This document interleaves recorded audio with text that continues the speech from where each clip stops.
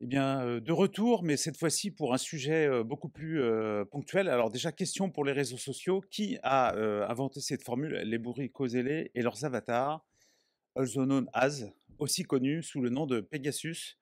Alors 18 juillet 2021, le nom projet Pegasus apparaît.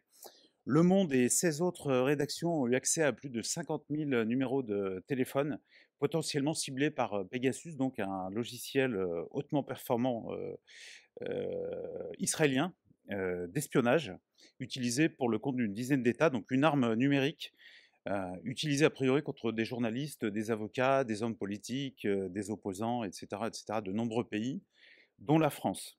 Alors évidemment, ces listes de cibles sont d'un intérêt exceptionnel, puisque hors de tout cadre légal, l'usage de Pegasus est bien entendu un secret bien gardé. Et depuis sa création en 2011, l'entreprise israélienne a vendu son outil, son logiciel, comme un outil décisif, destiné uniquement à la lutte contre le terrorisme et le crime organisé. Mais évidemment, elle a dû multiplier un grand nombre de discours assurant que tout est mis en œuvre pour garantir cet usage légitime. Et de fait, l'analyse des données faites par les médias et par Le Monde et ses partenaires montre que pour une grande partie des clients, terrorisme et grand banditisme ne constituent qu'une partie de l'usage de cet outil. Alors en juillet, on progresse puisque précisément des ministres et des députés de la majorité comme de l'opposition, et même le président de la République française sont cités selon les révélations de ces médias par le consortium Forbidden Story.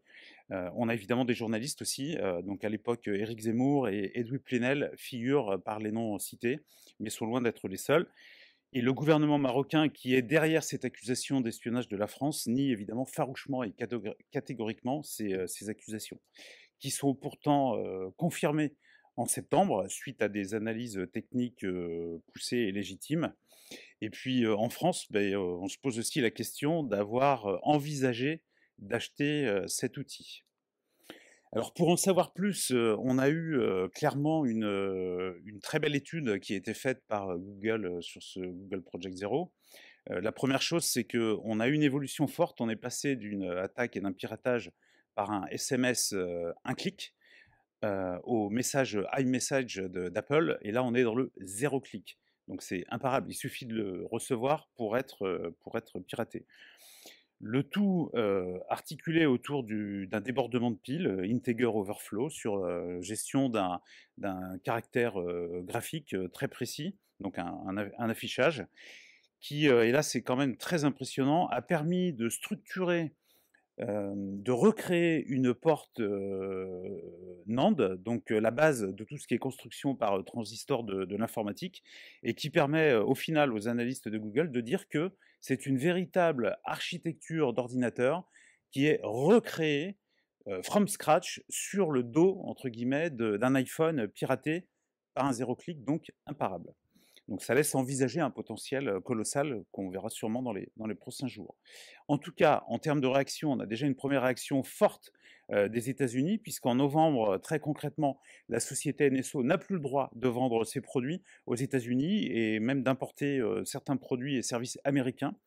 Et donc de bénéficier de transferts de technologie. Donc concrètement, elle est comme beaucoup d'entreprises chinoises, elle est complètement mise au banc de la technologie. Et puis en décembre, une nouvelle annonce, cette fois-ci une attaque du département américain qui semble poser beaucoup de problèmes. Et ceci peut expliquer cela, puisque au moment de la première annonce des États-Unis, on n'avait pas spécifiquement d'explication.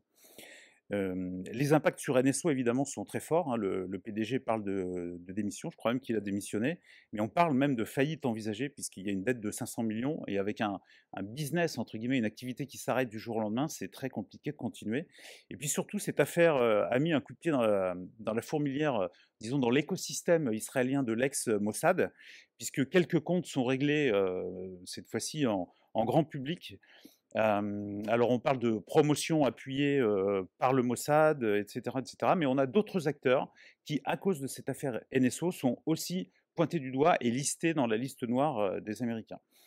Alors, très intéressant aussi, la réaction d'Apple, elle a été évidemment technique, avec un niveau très sophistiqué de maîtrise, puisque Apple a été capable de notifier les menaces étatiques, comme ici, au petit matin, sur le fil de monsieur Norbert Mao. Alors évidemment, je ne sais pas si vous le connaissez, si on cherche un petit peu, en fait c'est très simple, c'est directement le président ougandais qui a fait état de ces notifications. Alors je rappelle juste, pour faire le lien, que c'est des fonctionnaires d'État américains en Ouganda qui avaient été ciblés par Pegasus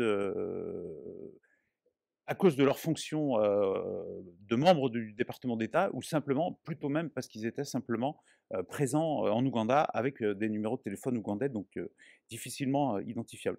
Ce qui est important, c'est de faire très attention, puisque les zéro clic foisonnent. C'est le nouveau sujet d'intérêt qu'on voit émerger partout dans les conférences chinoises. Alors Apple a aussi également réagi très fortement, puisque avec un soutien fort à des fonds de R&D pour la défense de ce type d'usage, et également la volonté par un procès de bloquer l'accès à ces technologies, à ces services et ces plateformes. Donc là aussi, une nouveauté, une réponse juridique. Donc je vais passer la main à Maître Garance pour nous expliquer un petit peu quelle est la portée juridique de cette affaire. Merci Loïc. Donc, extrêmement rapidement, le cadre juridique en France. Est-ce que si ce genre d'outil commence, quel est l'encadrement juridique? Alors, l'encadrement juridique est extrêmement présent et prégnant, puisqu'il faut tous se rappeler qu'il y a une liberté fondamentale inscrite dans la Constitution, inscrite effectivement dans la Déclaration universelle des droits de l'homme, c'est le respect de la vie privée, le respect de l'inviolabilité du domicile, effectivement. Donc, si de telles mesures devaient être prises à l'encontre d'individus, il conviendrait effectivement que ces dernières soient dans un cadre édicté, fixé par la loi, donc inscrit dans un code, et proportionné et pour des mesures extrêmement justifiées. Donc rappelons-nous qu'il y a toujours ce principe essentiel de secret, de violation, de respect de la vie privée, justement d'inviolabilité du domicile. Donc les mesures proportionnées, mais effectivement, il ne doit pas y avoir d'autres moyens. Les services de renseignement, ces techniques de renseignement qui doivent être employées doivent être dans ce cadre.